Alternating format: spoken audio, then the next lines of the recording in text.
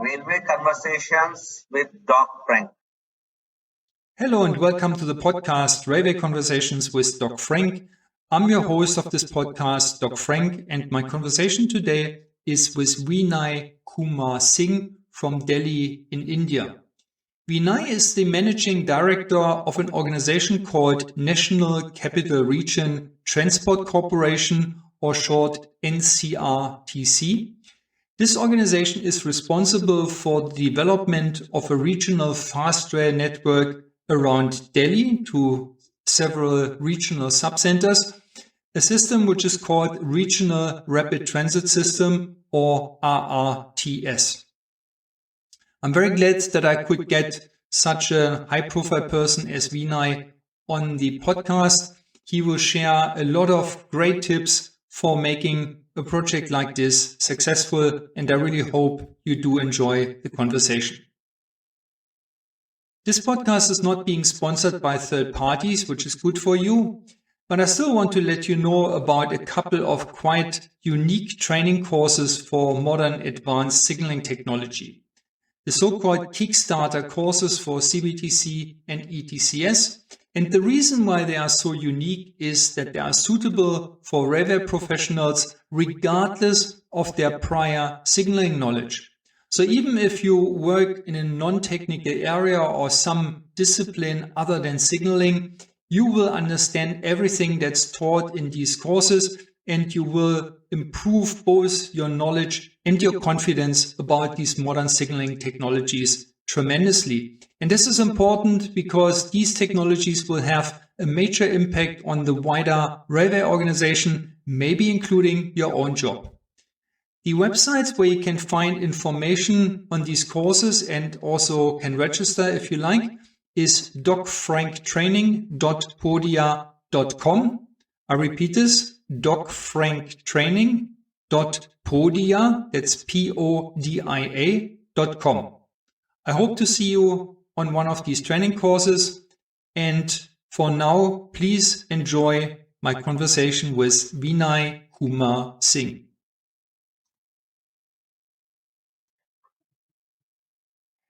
Vinay, thank you very much for joining the conversation. And good afternoon to you. Thank you very much. Thank you very much for giving this opportunity.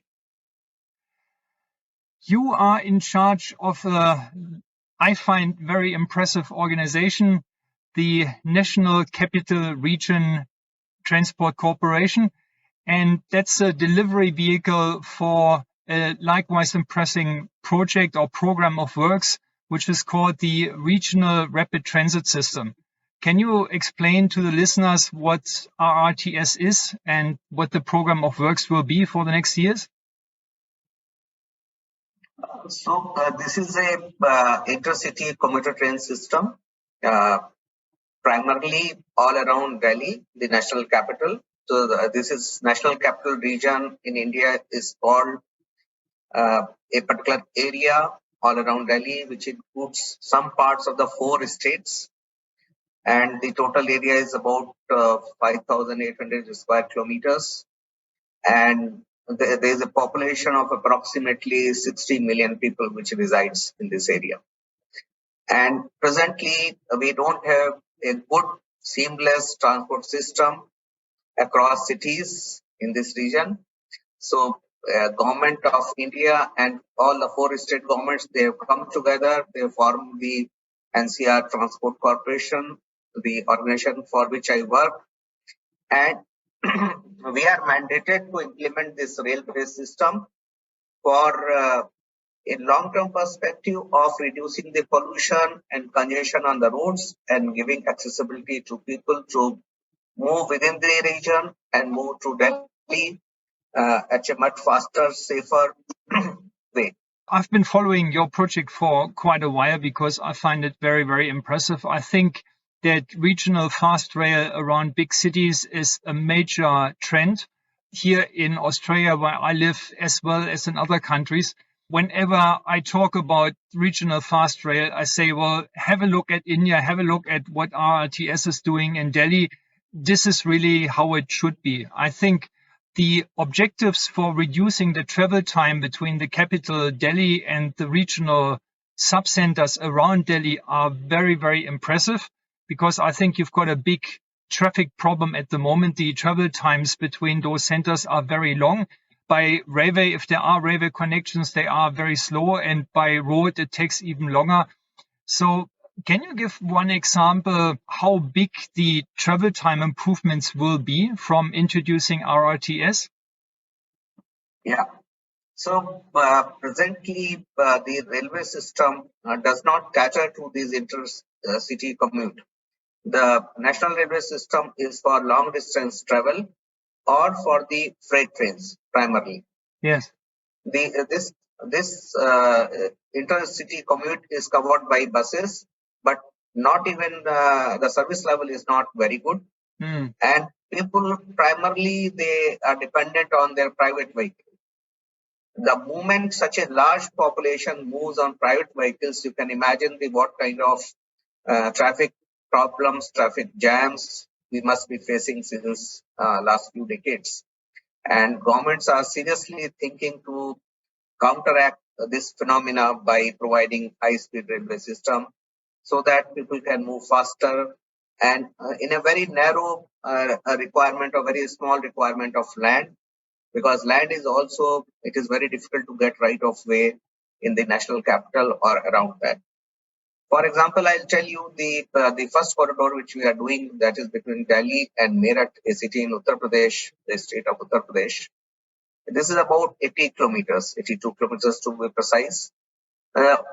Presently, it takes a lot of time. Sometimes from Meerut city center to Delhi city center, if you have to travel, it may take 2.5 hours, 3 hours, depending upon at what time of the day you are traveling. With this system, RRTS, Regional Rapid Transit System, which we are implementing, this distance will be covered in about 55 minutes with 14 stoppages, because on our system, there is a stop every 5 to 7 kilometers. So even with that kind of stoppages, the commuter will be able to reliably, with a lot of confidence, they can reach in 55 minutes flat. Fantastic. Fantastic. So you're basically cutting down the travel times by about 2/3, and you still provide plenty of stops in between. I mean, you said 14 stops on 82 kilometers. That's very frequent. That's almost like a suburban rail system, or not almost, it is a suburban rail system. Here in Perth, where I live, the biggest distance between two stations in the suburban system is 25 kilometers. But the standard distance is more between 3 and 5 kilometers, which is probably not too far away from what you are doing with that system over there. Yes. So these are quite frequent, but the urbanization in this whole stretch is almost continuous. So there is a ridership. There are people who want to travel from each of these traffic nodes to maybe nearby city or town, or maybe to national capital. That's also very important and very helpful for a good service, that not everybody wants to go into Delhi, which means that the trains are almost empty in the outer suburbs. And when it comes closer to the city, trains get fuller and fuller and fuller. So if you have basically stops in between where people travel between those stops and not just into the capital, that would help the entire loading, the balancing of the service quite a lot. What are the expected service frequencies that you will have on that system? How often will the trains run? So the system is being designed for a frequency of 3 minutes, because we are using ETCS level 2 signaling system, and it will be able to cater to that kind of frequencies. But once we start the operations, the trains will start at a frequency of about 10 minutes. And depending upon the ridership, as it will grow, as it will mature, we'll be in position to introduce more services, and we can keep on reducing the frequencies up to the frequency of 3 minutes, which is a system limit. Yes, okay. So every 3 minutes, that's 20 trains per hour. I promise that we will not talk about the signaling system today, because one of your people will be much more knowledgeable about this. So we probably have a separate interview with him in a few weeks' time. what I noted about the signaling system, which is my area of specialty, you are not just doing a normal ETCS level 2, you are doing arguably the most modern ETCS level 2 that I have seen so far in the world, because every new development, every new improvement, you have it. Yeah. So you're using automatic train operation over ETCS. You're using what's called hybrid level 3, which is the introduction of virtual block sections, which lead to higher capacity if need be. And you're also using LTE radio instead of GSMR, which is much more future-proof and has much higher capacity. I'm actually surprised. I would have thought with a system like this, you could run more trains than 20 trains per hour. I would be pretty certain that this would give you additional capacity or additional room for capacity improvements in the future if you should ever find that you would want to run more than 20 trains per hour. Are there... Precisely, this is the thinking, this is the strategy for which we have gone for level 3 hybrid. Yes. Yeah, because that, I mean, what you have on your line is also very helpful for high capacity. You've got a captive fleet of trains, so you're not mixing your operation with freight trains or anything like this, I believe.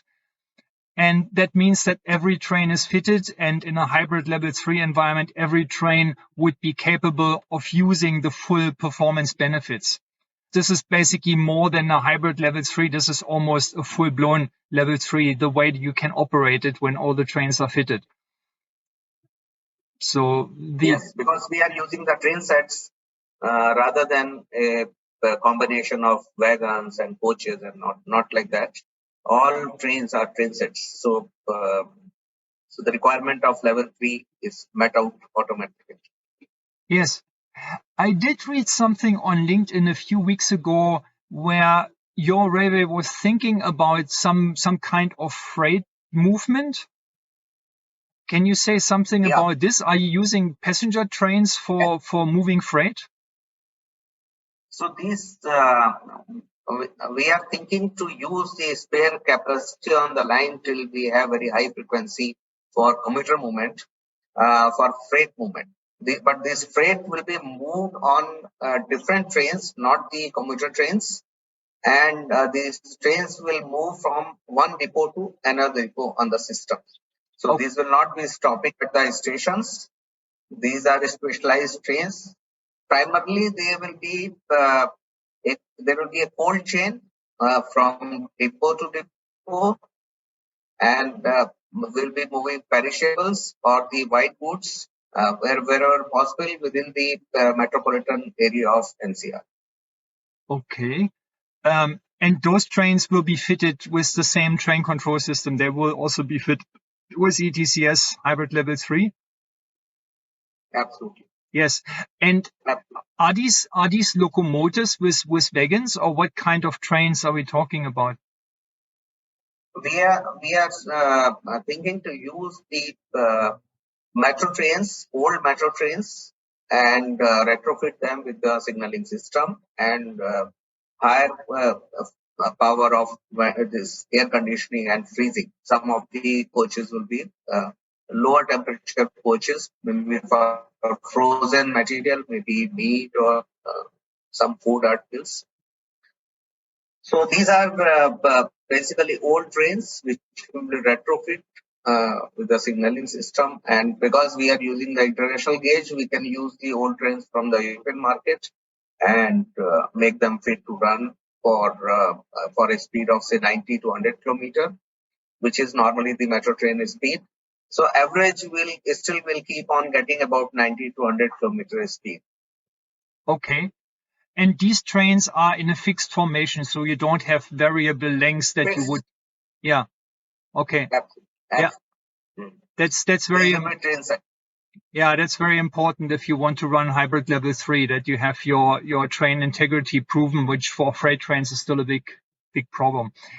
Do you have innovations in other areas? I mean, I just have the visibility of signaling, and your railway is very innovative when it comes to signaling.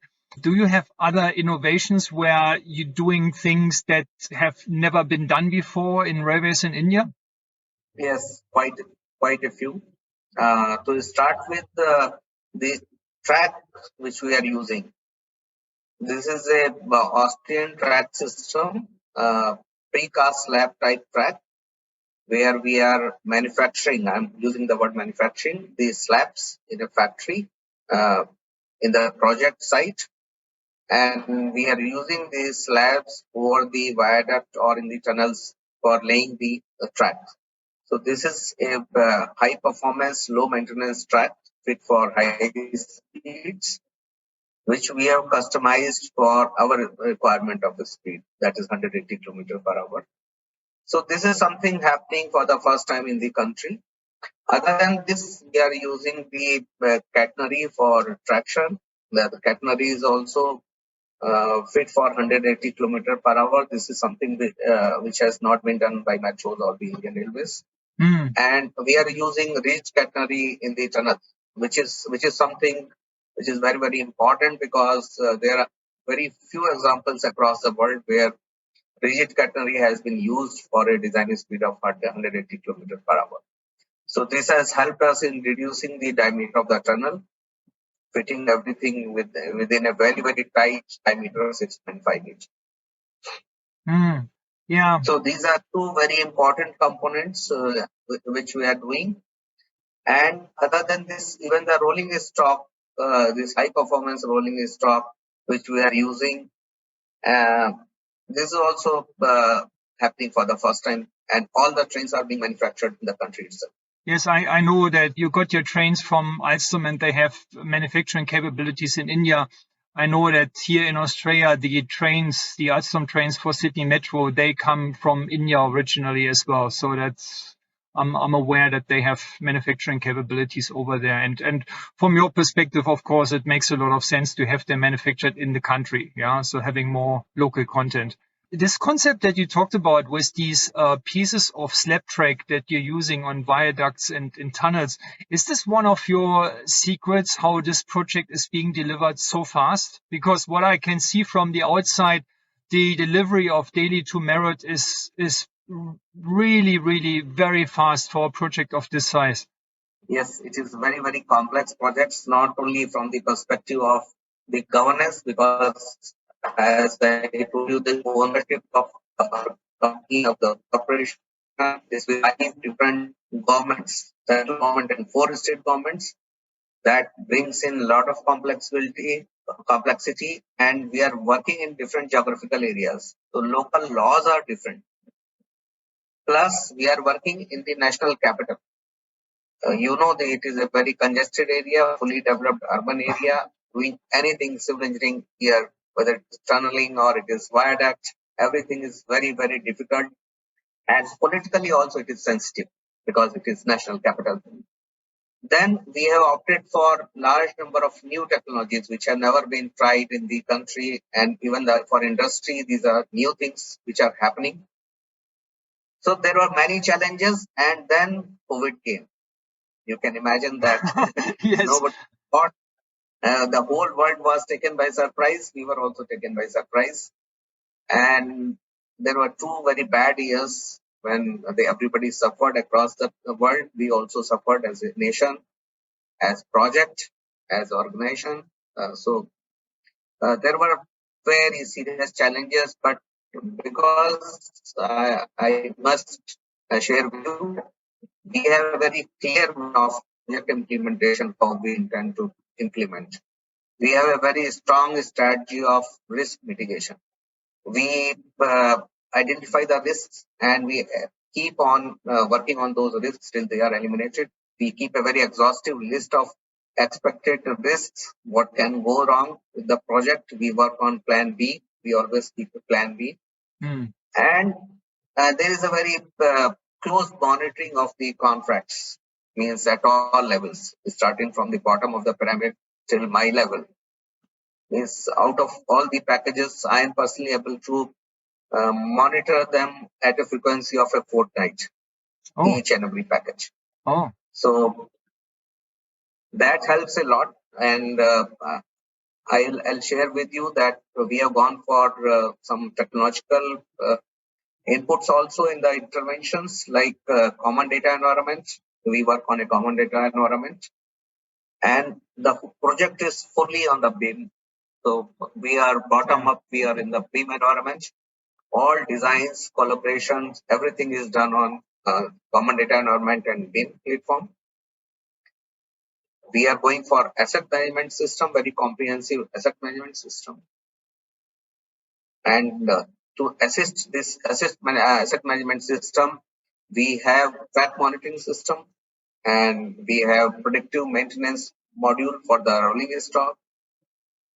So a lot of technology we have introduced, not only in the system, but during project implementation also. That is helping us in keeping the project on track. Yes, and it will help you greatly going forward during operation and maintenance, the asset management system and the failure diagnostic system you were talking about, like preventative maintenance and so on. That's very helpful to have a very reliable railway, definitely. One thing I was wondering, and you kind of touched on this in saying that your railway is going into a very congested area, which is the city center of Delhi.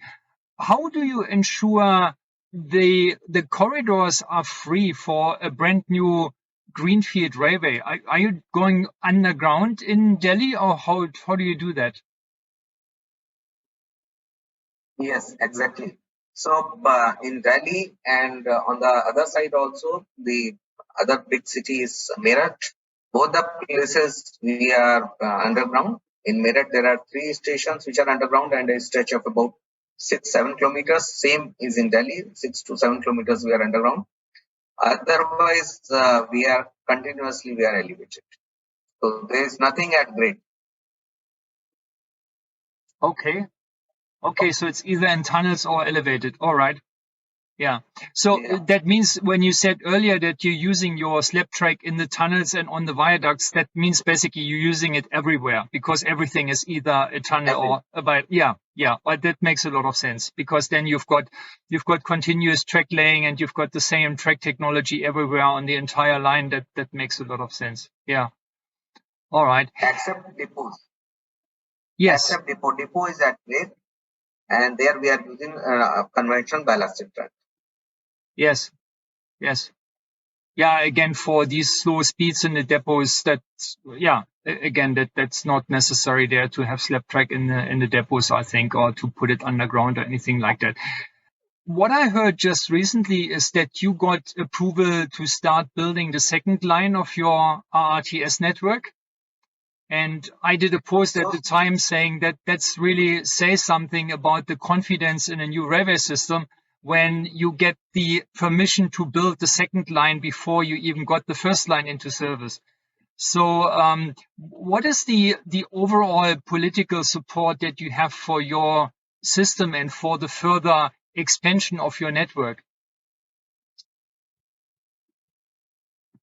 I'll answer this in 2 parts. The first is that the approval process is a long process in India for this kind of highly capital intensive project, which is $5 billion.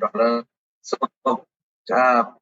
in the 2-stage process, the first stage is that the concerned state governments, they approve the project wherever the that particular corridor is going or line is going, and they commit their portion of financial support to the project.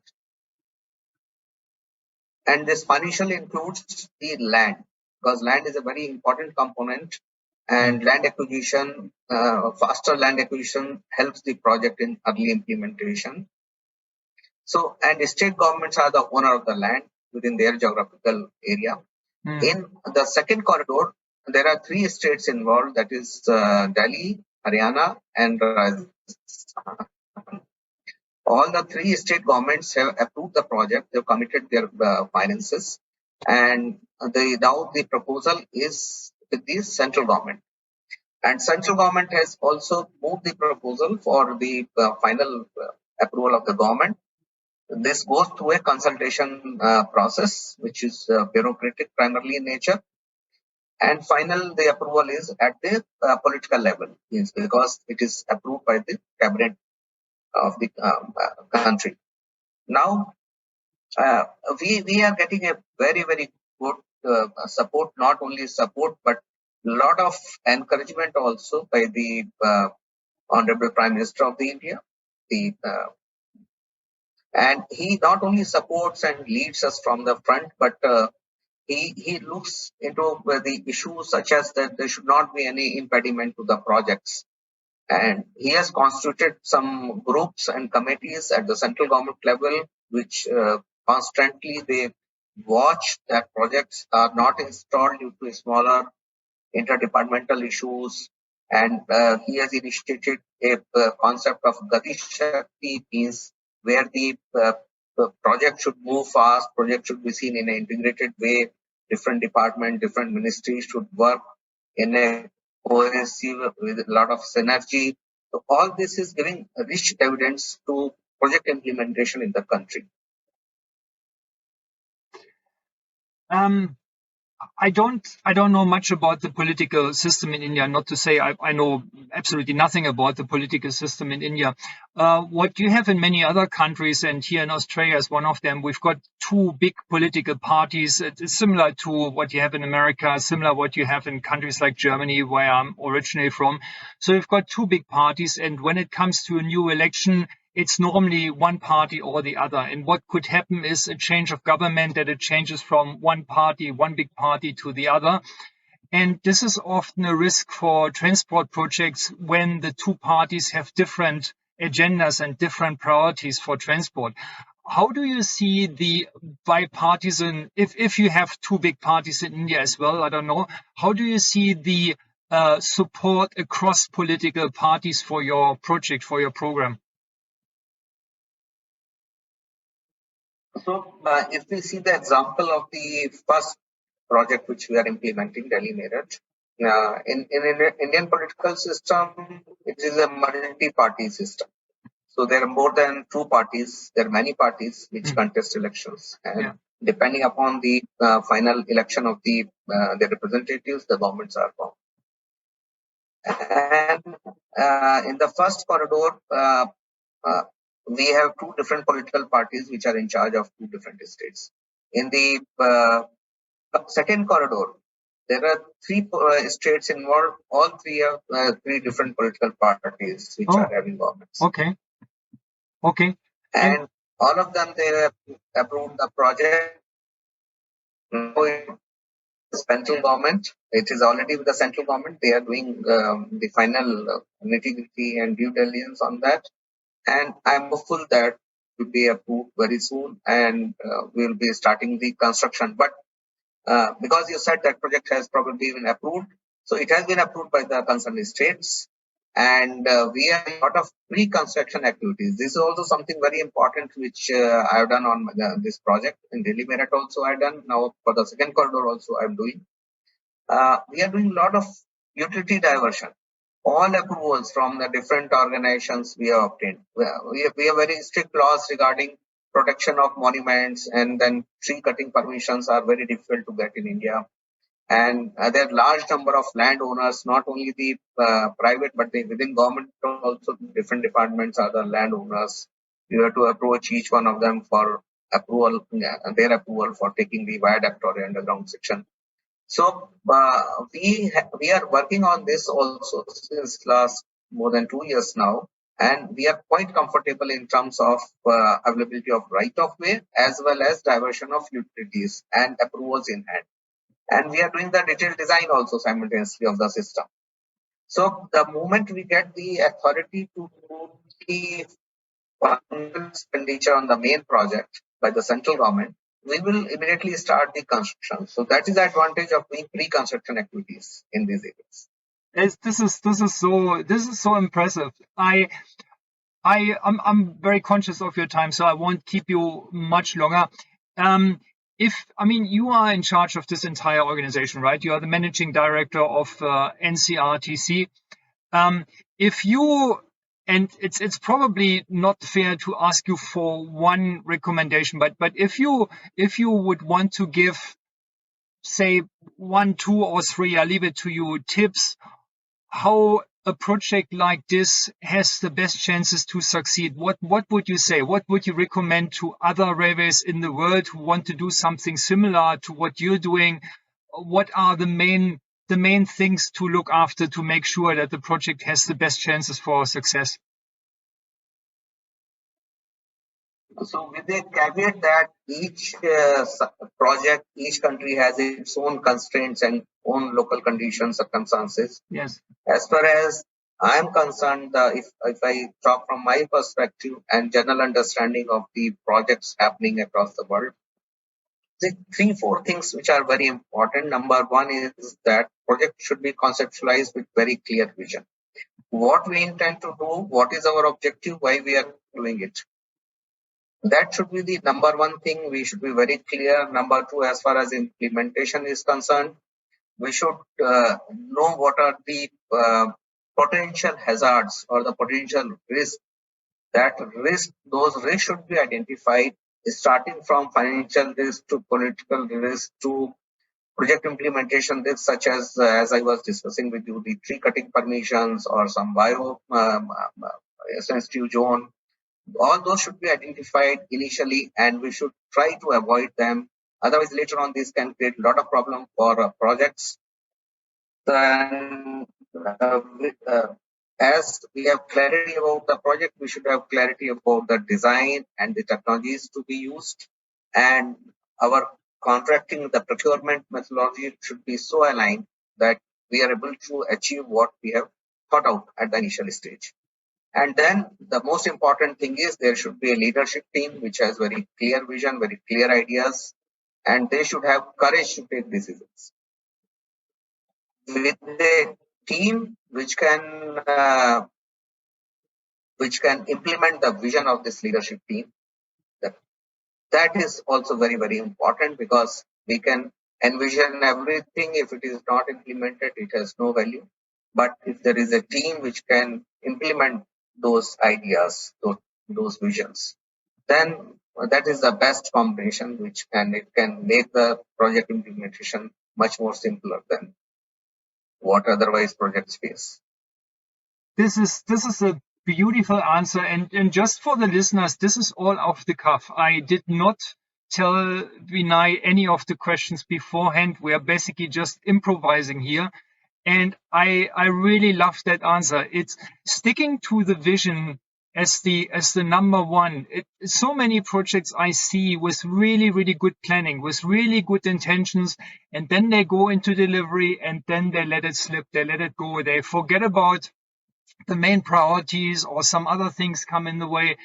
The second thing, risk management. Everybody says, project management is risk management, but very few projects really mean it and really implement it very, very consequentially. And then the third one is, and I suspected something like this, is really the coherent management team. That everybody in the management team is aligned with the vision and really pulls in the same direction. This is so important compared to an environment where all the managers are trying to build their own little kingdoms and pulling in different directions and so on. And I think as a leader, you must have done a fantastic job over there to basically align all your managers, and the success of your program basically confirms that you're doing a good job.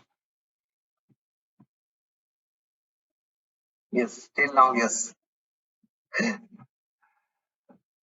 All right.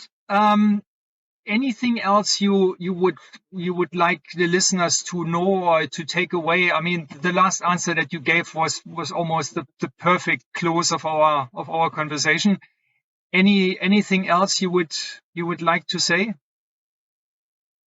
No, I would only like to request everybody to wish us good luck. That's something I can definitely support this. The people following me off LinkedIn will have seen a lot of posts about your project, basically following and applauding to all the good news that you are sharing on the platform. So LinkedIn is definitely a very good place to follow your program.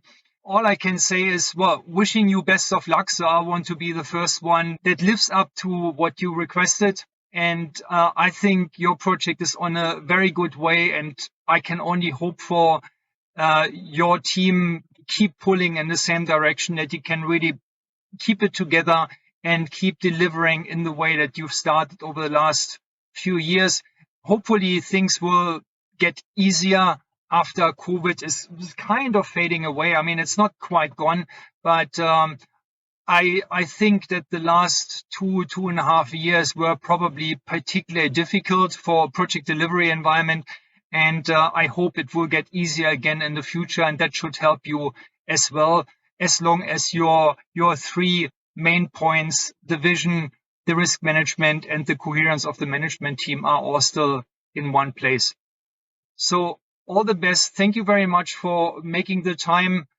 And I really hope that our listeners enjoyed the conversation as much as I did. You running a very, very impressive organization with a very impressive project.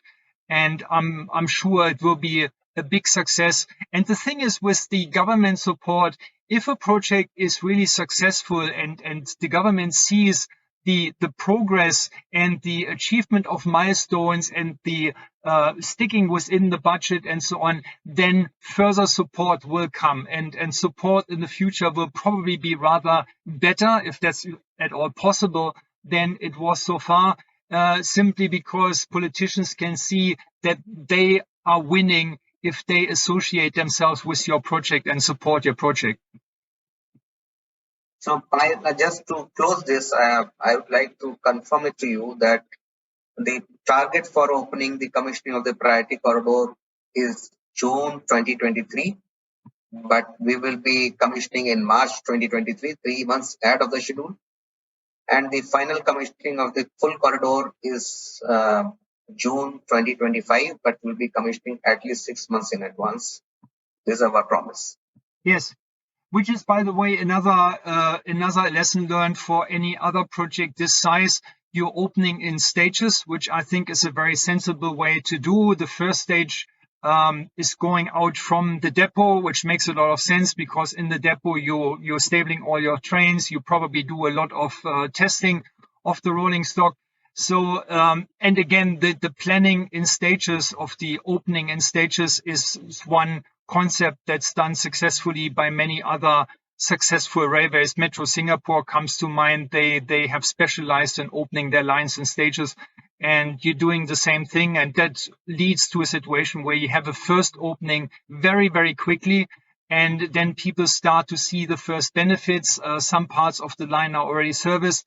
And then there will be much more appetite for further openings and further expansion of the network. And that's exactly what you want in order to get all the support that you need for the program. Very, very impressive. Thank you very much. I hope I can get an interview sometime soon with your manager who's responsible for signaling, because I could probably talk for hours just about the signaling concept that you have for the line. I'm very grateful that you took the time yourself as the managing director to talk about the project, and I hope you found the conversation helpful as well.